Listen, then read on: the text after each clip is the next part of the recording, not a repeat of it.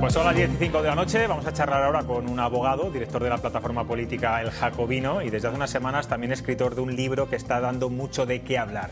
Se titula La izquierda traicionada, razones contra la resignación.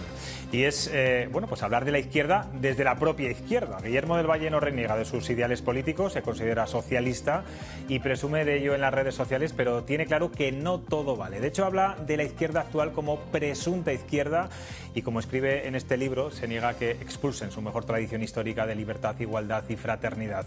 Principios políticos que hoy están en jaque, según dice. Buenas noches, señor del Valle. Muy buenas noches y un placer. La izquierda traicionada. ¿Quién ha traicionado a la izquierda? Bueno, yo creo que la presunta izquierda, ¿no? La propia izquierda presunta, el progresismo oficial en este país, que se ha alejado mucho de los principios históricos de la izquierda, que yo creo que son principios que no han caducado, que no han prescrito, ¿no? Una izquierda que debería estar comprometida con la igualdad, con los valores universales, con lo común, no con la exaltación particular e identitaria que muchas veces vemos a nuestra presunta izquierda defendiendo pactos imposibles de justificar si uno tiene en estima esos principios, ¿no? Pactos con fuerzas reaccionarias, con fuerzas identitarias, con fuerzas nacionalistas que buscan llevar a cabo proyectos de extranjerización de millones de personas, ¿no? En España. Si hoy contrastamos los principios históricos de la izquierda con las prácticas políticas del Partido Socialista y de Sumar, veremos pactos contra natura en los que la igualdad sale muy mal parada. Un ejemplo puede ser lo que ha ocurrido hoy en el Consejo de Política Fiscal y Financiera. No sé si es un ejemplo también de esa falta de política solidaria entre territorios y de una política igualitaria, que digamos son principios fundacionales del Partido Socialista y de la izquierda en general.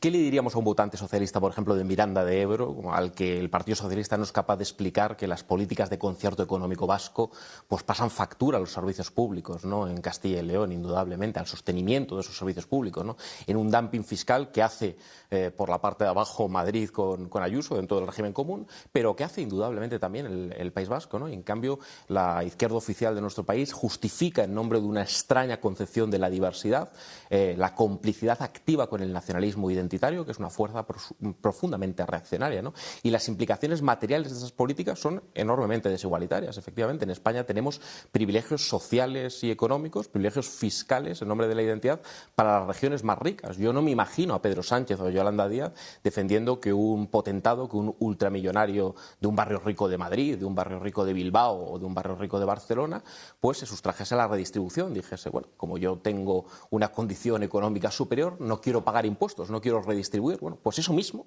se está defendiendo en nombre del socialismo en cuanto a los territorios. Bueno, yo creo que es una política anti-igualitaria, anti-redistributiva y antisocialista. No va a hacer fetiche de ninguna etiqueta, ni nostalgias de unas esencias perdidas, no. Va a tomarse en serio los principios que tienen que ver con las implicaciones materiales, con las políticas de solidaridad, pues de internacionalismo. ¿La principal contradicción en la que está cayendo ahora mismo la izquierda es que son múltiples. Ojalá fueran cuestiones adjetivas, es que son cuestiones sustantivas, ¿no? La ruptura de la Caja Única de la Seguridad Social. Eso es a donde vamos con el pacto entre el Partido Socialista y el Partido Nacionalista Vasco, ¿no? La ruptura de la Caja Única de la Seguridad Social, hemos dicho muchas veces desde el Jacobino, que es una privatización encubierta de las pensiones. ¿Cómo se puede defender un sistema público de pensiones si no defendemos lo común? Si no defendemos un sistema público de pensiones que sea común para todos los territorios, ¿no? La cuestión fiscal yo creo que es paradigmática, ¿no? Defender privilegios fiscales o conciertos económicos o pactos fiscales. Ese es el pacto del Partido Socialista con Junts y con Esquerra Republicana. Una quita de la deuda pública, pero que es una quita simétrica, que es una quita confederal. Bueno, el debilitamiento del Estado como instrumento para garantizar los derechos de todos, pero especialmente de los más débiles, es una contradicción que ni ellos mismos pueden cabalgar, ¿no? Esto es un debilitamiento claro para los derechos, especialmente de los trabajadores más depauperados, más pobres en este país. En varias entrevistas ha reconocido que este libro no es fruto de lo ocurrido pues desde las últimas elecciones electorales, sino de años de reflexión y observación. ¿Desde cuándo observa que la izquierda está perdiendo, digamos, su identidad?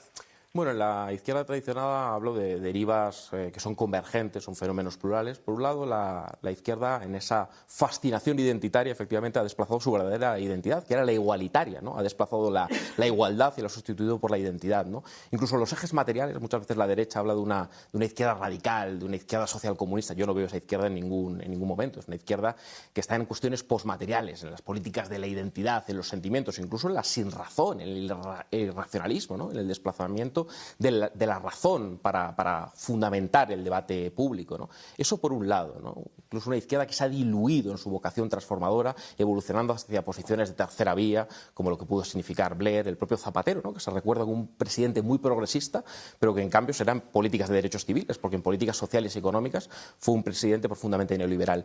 Y como en el plano económico no se ha podido hacer cosas muy diferentes a las de la derecha, pues la forma de diferenciarse del Partido Popular, de estigmatizar, de demonizar a la derecha, ha sido aliarse con esas fuerzas centrífugas que lo que buscan es la ruptura de la nación común, o sea, que la ruptura del Estado. Para que el PSOE actual no se hubiera traicionado a sí mismo, ¿cuál hubiera sido la solución? Ir, por ejemplo, a unas elecciones, a unas nuevas elecciones. El Partido Socialista tendría que volver a ser un partido de mayorías sociales, buscar un proyecto que entronque con las mayorías sociales. No vale todo, la falsa dicotomía de la amnistía o la derecha no es válida, ¿no? Porque este es un pacto que se sustenta con la izquierda oficial, pero con la extrema derecha nacional identitaria. Eso es Junts.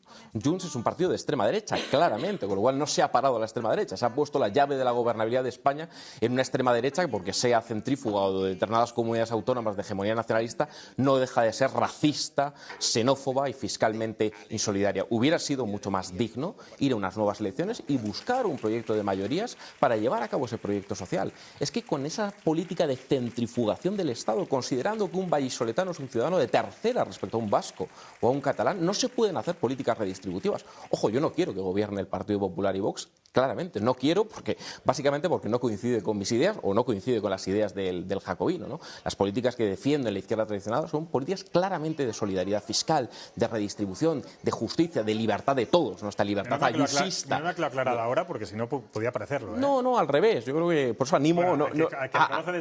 Animo a leerlo, ¿no? De hecho, me preocupa esa deriva también de la derecha hiperindividualista, de la derecha lo Milei, de esa entronización del sálvese quien pueda, ¿no? Luego se reivindica la aparición del Estado por parte de la derecha en Cataluña, cuando el Estado no aparece para que garantice el cumplimiento de la ley. Es un poco contradictorio cuando uno defiende un neoliberalismo tan salvaje como el de Milei, ¿no? El sálvese quien pueda, el darwinismo social. Yo creo que hay que combatir todo eso, y desde luego hay que combatir el nacionalismo excluyente identitario de Vox, y desde luego yo no soy un conservador en lo moral, pero es que el nacionalismo, esto no es descubrir ningún Mediterráneo, José Luis, el nacionalismo no tiene nada de internacionalista. No tiene nada de universalista. El nacionalismo siempre ha sido de derechas. Lo raro es que en este país haya que explicar el ABC de lo básico, ¿no? ¿Cómo se puede cantar la internacional plurinacional? Esto es lo que entona nuestra izquierda oficial, ¿no? La internacional plurinacional, los privilegios para los más ricos del país. Hombre, lo que debería preguntarle, por ejemplo, al señor Tudanca, le debería preguntar es cómo se construye un socialismo insolidario, cómo se construye un socialismo con unos socios que quieren extranjerizar. De eso va el proyecto. Que un burgalés, por ejemplo, no pueda acceder a una pensión pública en Gerona porque se ha extranjerizado. Imagino que Tudanca no le ha felicitado por este libro, pero ¿hay algún socialista que le haya llamado, le haya dicho, oye, vaya reflexión buena, no. Ojalá... Efectivamente, Tudanca no me ha llamado y tampoco espero que nos llame. De hecho, el Partido Socialista en Castilla y León ha sido un partido socialista especialmente sanchista. Se ha olvidado del socialismo, se ha olvidado de la igualdad, ¿no? Bueno, quizás el que se mueve no sale en la foto, ¿no? Pero yo estoy seguro que hay mucha gente del Partido Socialista, incluso me interesan no tanto los nombres propios, ¿no? Sino los trabajadores, los votantes de toda la vida del Partido Socialista que no se sienten apelados, ¿no? Incluso por la amnistía, que es un privilegio casi feudal, ¿no? Para una oligarquía dirigente, social y económica. Pero ha habido gente incluso nombres propios importantes del socialismo democrático como Nicolás Redondo Terreros o como Soraya Rodríguez, que creo que ha sido bastante en el Partido Socialista, ¿no? Una portavoz parlamentaria que no solo han felicitado, ¿no? Sino que han participado ya en actos del jacobino. No es una casualidad, yo creo que se empieza a abrir una alternativa que defienda la igualdad y la libertad de todos. ¿Ustedes van a presentarse como plataforma política, como partido político en las europeas? No sé si ya conoce el nombre del partido, quién lo va a liderar, qué expectativas tienen electorales. Nosotros estamos efectivamente ahora mismo en un proceso de transformación hacia un partido político que inequívocamente se va a presentar a las elecciones europeas de 2024 y además no es un capricho ni no es una ventolera, es decir, es un proceso de trabajo de más de 3 años y medio en el que hemos ido reflexionando, haciendo pedagogía, proselitismo de estas ideas que consideramos que están huérfanas, que no están representadas ni por Sumar ni por el Partido Socialista. Desde luego no lo están tampoco por la derecha, pero no lo están por la izquierda oficial, que en esa complicidad con el identitarismo y con el nacionalismo ha abandonado sus principios.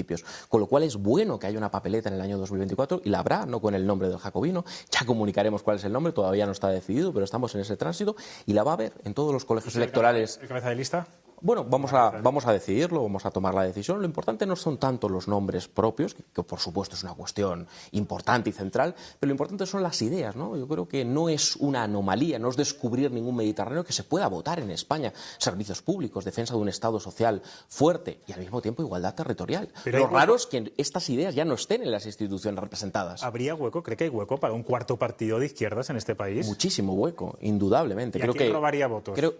Creo que el Partido Socialista, obviamente, está abandonando su proyecto de mayoría. Eso es un partido que ya no defiende lo común, o que ha abandonado la defensa de lo común en buena medida, que está defendiendo la exaltación particular, la exaltación identitaria. Entonces yo creo que ahí hay un espacio enorme, ¿no? Incluso Ciudadanos, en un momento determinado, en Cataluña aparece como un partido de centro-izquierda y luego, en una estrategia, desde mi punto de vista, absolutamente delirante, busca competir con el Partido Popular por la hegemonía de la derecha, ¿no?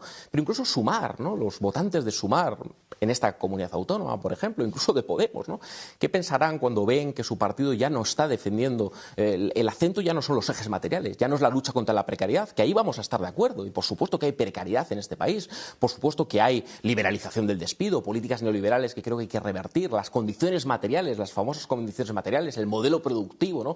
Los salarios, ¿no? La industria, la falta de vivienda pública, son ejes importantes, pero incluso no escucho a Sumar hablar de esto, ¿no? Veo al señor Asens, enviado por la señora Yolanda Díaz, a fotografiarse con el señor Puigdemont y a vendernos que Junts es un partido demócrata y progresista. No solo demócrata y progresista, sino que es el partido que reparte los carnés de progresista. Si el señor Puigdemont no dice que uno es de izquierdas, uno no es de izquierdas en este país. Eso es una majadería, si me permites, absolutamente clara, y yo creo que hay un espacio muy claro, mucha gente que está en la abstención, mucha gente que sigue votando con una pinza en la nariz porque no quiere votar a la derecha, porque no quiere votar al Partido Popular y menos aún a Vox. Habla de políticos... que obviamente no está... Habla de políticos cercanos a usted, como a ustedes, Nicolás Redondo, me mencionaba hace un momento, Soraya Rodríguez, vallisoletana, Francisco Igea, creo que también es una persona muy involucrada.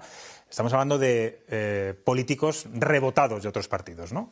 Bueno, políticos rebotados, yo no diría tanto, ¿no? Yo creo que hay mucha... De hecho, una de las críticas que se ha hecho al jacobino, ¿no?, es que hay muchísima gente joven y gente que no se le conoce o se le ubica en una procedencia partidista, ¿no? Gente que viene de sus trabajos. Yo llevo 12 años trabajando como abogado por cuenta propia, es decir, muchas veces la crítica ha sido más bien la juventud. Bueno, ni la juventud ni la experiencia son valores absolutos, ¿no? Yo creo que es una buena mezcla y obviamente nosotros no vamos a repudiar la trayectoria institucional y la experiencia política de mucha gente que ha asumido las ideas del jacobino. Lo importante es si se suscriben esas ideas, ¿no? Hay mucha gente que viene incluso de Izquierda Unida, del Partido Comunista en Madrid, cargos públicos en ayuntamientos del sur de Madrid, ¿no? Gente que no está contenta con la deriva populista de la presunta izquierda transformadora, con lo cual no me importa tanto la pureza ideológica. Si uno asume las ideas de la izquierda igualitaria, más allá de la trayectoria, pues efectivamente tiene las puertas del jacobino abiertas de par en par. Bueno, da la casualidad que en el caso de Francisco Igea y de Soraya Rodríguez hablamos de dos políticos, no es que vengan reportados de un solo partido, es que vienen de otros, más allá. En el caso de Soraya estuvo en el Partido Socialista, estuvo en Ciudadanos, no sé si estará con ustedes. Soraya no está afiliada a Ciudadanos, pero es eurodiputada, efectivamente, por Ciudadanos. Supuesto. Pero habría que preguntarse, más allá de los nombres propios, y me parece una reflexión pertinente, ¿por qué esa gente en un momento determinado da un salto a ese partido? Yo creo que ha habido un abandono del Partido Socialista de la causa de la igualdad, y esto no nos tiene que poner nerviosos a nadie. Yo creo que es una cosa clara, ¿no? El Partido Socialista ha abandonado la igualdad y lo común y los derechos de todos. No hay ni un solo valor o principio fundacional que decíamos al principio que ahora mismo pudiera destacar del PSOE. Pero indudablemente, es decir, el jacobino es un proyecto político no sectario. A mí cuando se plantea la subida del salario mínimo interprofesional, yo conozco algo el derecho laboral, soy abogado laboralista y obviamente conozco los salarios de miseria, ¿no? Eso ha tenido un efecto que ha corregido en buena medida las desigualdades, un efecto que tampoco hay que descuadrar, es decir, es un efecto limitado, pero obviamente los salarios bajos, los salarios de miseria, el fraude laboral, son realidades tangibles y lacerantes para millones, para cientos de miles, millones de compatriotas, con lo cual esas políticas que van destinadas a mejorar los derechos de los trabajadores, pues indudablemente las defendemos. No solo las defendemos, sino hemos reivindicado una reforma laboral más ambiciosa, una reforma laboral que proteja los derechos de los trabajadores y que vaya mucho más allá. Nos ha tocado el despido, nos han tocado las modificaciones sustanciales, nos han recuperado los salarios de tramitación. Pero esto no es una secta, es decir, no se trata de repudiar todo lo que hace el Partido Socialista. Eso sería muy raro, ¿no? Ojalá el Partido Socialista ocupara ese espacio, ¿no? Ojalá el Partido Socialista mañana dijera vamos a criticar el dumping fiscal de Ayuso y vamos a criticar el dumping fiscal del concierto económico vasco. Bueno, yo lo aplaudiría. Yo estaría incluso dispuesto a hablar con el Partido Socialista para retirar la candidatura. No parece que lo vayan a hacer. Le van a hacer preguntas también nuestros compañeros periodistas. Encantado. Carmelo. Guillermo, ¿qué tal? Buenas noches. Muy buenas noches. Me recordaba lo que usted decía sobre las contradicciones de la izquierda, una discusión que tuve yo en un plato de televisión con Tardá, de Esquerra Republicana, que es un tipo que, por cierto, con el que se puede discutir y hablar de forma muy fluida. Y yo le decía, no existe una gran contradicción el hecho de que ustedes sean un partido de izquierdas, que la izquierda es internacionalista, y sean un partido nacionalista. Bueno, y el hombre salió como pudo y tal, porque realmente yo comparto con ustedes esa visión de esa contradicción existente. Pero ustedes dicen que la progresía oficial, de alguna manera, ha traicionado, que es lo que viene a decir, a la izquierda, pactando con los nacionalismos. Pero este mundo político que vivimos no es un mundo feliz, ni es un mundo utópico. Por desgracia, hay lo que hay. Y yo lo que le vengo a decir es, si no lo hubieran hecho, si no hubieran pactado la izquierda, los partidos de izquierdas con los nacionalismos para evitar unas elecciones que podrían haber resultado, digamos, negativas, y hubieran propiciado el acceso al poder de la derecha / ultraderecha, no hubiera habido una parte de la izquierda que también se hubiera sentido traicionada por no haber, digamos, actuado y evitado ese mal mayor que ellos pueden percibir en el acceso al poder de personas como esta, que hemos visto que dice cosas tan terribles como las que le ha dedicado en el diario Clarín. No, don Carmelo, yo estoy totalmente de acuerdo que hay que cerrar el paso a la ultraderecha, pero a todas las ultraderechas. Es decir, a mí me producen escalofríos cuando escucho a Rocío. No es fácil. No, por supuesto. No es fácil hacer las dos. Pero en ese pragmatismo a veces paralizante, yo creo que hay que saber contestar a un partido identitario, reaccionario como Vox, ¿no? Cuando Rocío de Mer, por ejemplo, plantea que la ciudadanía española es más que un DNI, que hay que filtrar étnica, culturalmente, que hay una pureza nativa. Eso es lo que se desprende de ese tipo de manifestaciones. Y eso para mí es la reacción. Pero igualmente es la reacción cuando escuchamos a Esquerra Republicana, ahora el señor Tardá, ¿no? Pues efectivamente, Esquerra Republicana es un partido cuyo presidente hace 20 años era el señor Edgar Barrera, que hablaba del coeficiente intelectual de los negros, pero es que recientemente el señor Junqueras ha escrito sobre las proximidades genéticas, se ha hablado de bestias taradas, de baches en el ADN, se han planteado políticas abiertamente racistas y xenófobas. De hecho, el nacionalismo identitario tiene unas proximidades muy claras al racismo y la xenofobia, ¿no? Es invocar una identidad para segregar a millones de personas, para decir, como nosotros participamos de una identidad, somos superiores y por tanto rompemos la unidad de redistribución. Yo entiendo esta dicotomía de cerrar el paso a la ultraderecha. Desde mi punto de vista no se ha cerrado el paso a la ultraderecha. Se ha puesto la llave de la gobernabilidad en partidos que son de derecha identitaria, que son de derecha xenófoba y racista, que no creen en la solidaridad fiscal, que están en contra de la redistribución. Pero no acceden al poder. No, pero tienen la llave de la gobernabilidad de las políticas del Estado. Tienen una enorme influencia. Tienen una enorme influencia. Entonces yo creo que hay que empezar a no elegir entre lo malo y lo peor, o lo peor y lo malo, porque habría que ver cuál es lo malo. No, es que hay que elegir. Que establecer un proyecto distinto, ¿no? Igualitario. Estaba escuchando a Guillermo, ¿no? Y venía a la mente, pues, El fin de las ideologías de Daniel Bell, por ejemplo, un libro donde se habla, donde se confluye, donde se está diluyendo, ¿no? Las diferencias entre la derecha tradicional y la izquierda tradicional. Me venía a la mente, hablando de posmaterialismo, ¿no? Pues lo que decía el sociólogo Ronald Inglehart. Y esto es hacia dónde va la sociedad realmente, es decir, hacia una sociedad, digamos, desideologizada, que busca propuestas concretas, medidas concretas a sus problemas, y vamos a una sociedad en donde, al no haber una guerra, pues cada uno busca también, bueno, pues más allá, ¿no?, de su propia supervivencia. Teniendo esto como base, ustedes van a presentar propuestas, digamos, más allá del tema ideológico, del tema ideacional, de las ideas, que están muy bien, es un debate muy interesante, pero propuestas concretas o una pregunta más específica. ¿Hacia qué es público, hacia qué electorado, hacia qué espectro ideológico os queréis dirigir? ¿Y a quién va a robar, por tanto, en términos políticos, por tanto, votantes? Es muy interesante eso, ¿no? No hay que agitar las etiquetas huecas, las etiquetas vacías, eso no vale para nada, ¿no? Es decir, no se trata de luchar por un significante vacío, ¿no? Como diría Rejón, no es disputar la izquierda o la arriba y la abajo. Yo no creo en los significantes vacíos, creo en los significantes con significado. Y yo apelo a una izquierda igualitaria, que tiene propuestas, indudablemente. Nosotros tenemos un problema de modelo productivo. Eso es decir, esta es la piedra angular de lo que hay que hablar de cómo vive la gente, no tanto de dónde vive. El drama es que aquí, según el código postal donde uno viva, uno tiene unos derechos o tiene otros, ¿no? Pero hay que ver cómo competimos internacionalmente. Yo creo que el modelo de devaluación salarial, de salarios de miseria, de fraude laboral, de competencia vía salarios, es un gran error. Yo creo que hay que potenciar la industria, yo creo que hay que potenciar el valor añadido. Tenemos un problema de falta de vivienda pública. Yo abogo por intervenir en el mercado de la vivienda, pero no de cualquier manera. No toda intervención es buena, indudablemente. Hay que ampliar la oferta de vivienda pública.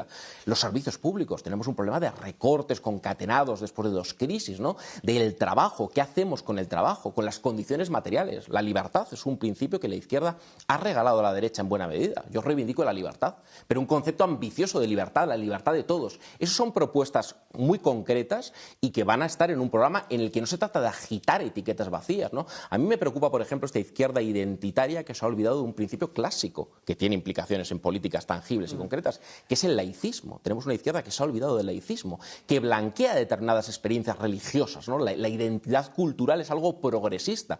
Bueno, yo creo que todo lo contrario. Hay que defender la ciudadanía común. Pero rápidamente, ese Podemos del 2015, por ejemplo, lo ven con simpatía. Es decir, el Podemos original, el Podemos del principio, porque al final, claro, yo estoy escuchando y tenían ideas en su momento pues bastante similares a las que Nuestro modelo de organización territorial que defiende la igualdad, viva uno donde viva y que acabe con la tiranía del código postal que hoy hace que un vallisoletano sea un ciudadano de segunda respecto a un vasco, digámoslo muy claro, yo creo que no estuvo ni en el primer Podemos, ni en el segundo, ni en el tercero. Bueno, claro. Otra cosa es que Podemos tocar a la fibra sensible de algunas demandas sociales insatisfechas, indudablemente, pero yo creo que Podemos tenía el germen del populismo desde el principio y al revés. Hay que devolver precisamente a los significantes el significado y a las cuestiones materiales, ¿no? Guillermo, vas a escuchar.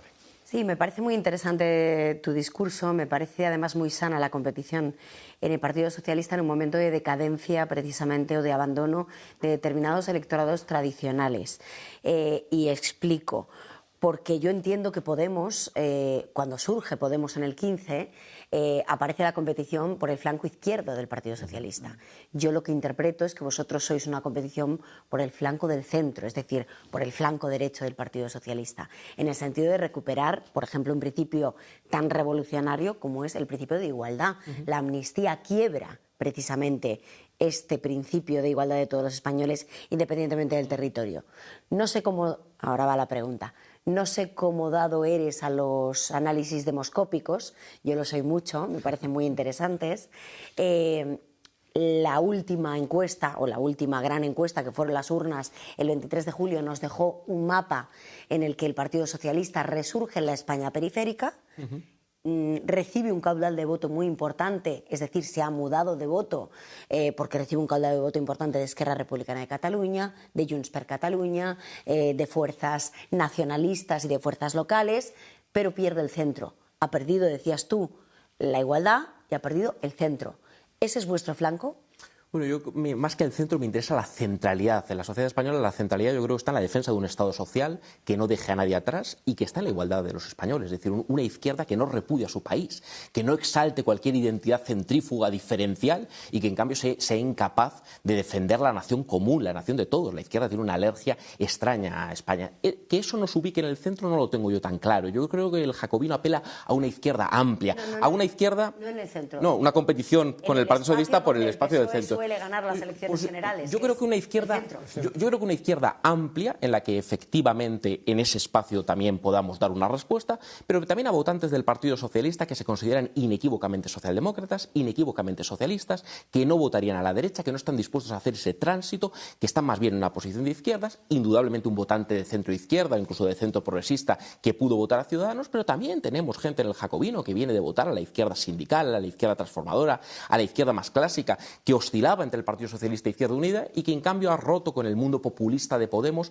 porque entiende que las demandas sociales igualitarias no están bien representadas. Yo creo que, mira, hoy en The Objective, precisamente en vuestro periódico, César Calderón hablaba de la posibilidad, y César Calderón no es un cualquiera, ¿no? Hablaba de la posibilidad de que la izquierda jacobina ocupe ese espacio, ¿no? Yo creo que desde el año 2017 vengo oyendo hablar, incluso en Politicón había un artículo del Partido Jacobino. ¿Cuánta gente que se considera de izquierdas, que es de izquierdas, que ha votado normalmente al Partido Socialista, Socialista, pero incluso a Sumar o a Izquierda Unida en su momento, a la parte socialdemócrata de Ciudadanos, ¿cuánta gente no considera que las dinámicas centrífugas y hecho diferenciales, la ruptura del Estado, sea progresista? Yo creo que hay mucha gente que reivindica la defensa de un Estado fuerte, de un país fuerte, de una España fuerte y a la vez de los servicios públicos. Guillermo, con un sí o con un no, Partido Jacobino no va a ser el nombre de... No va a ser el nombre, bueno, pues pero será un nombre interesante, os lo contaré. Algo hemos de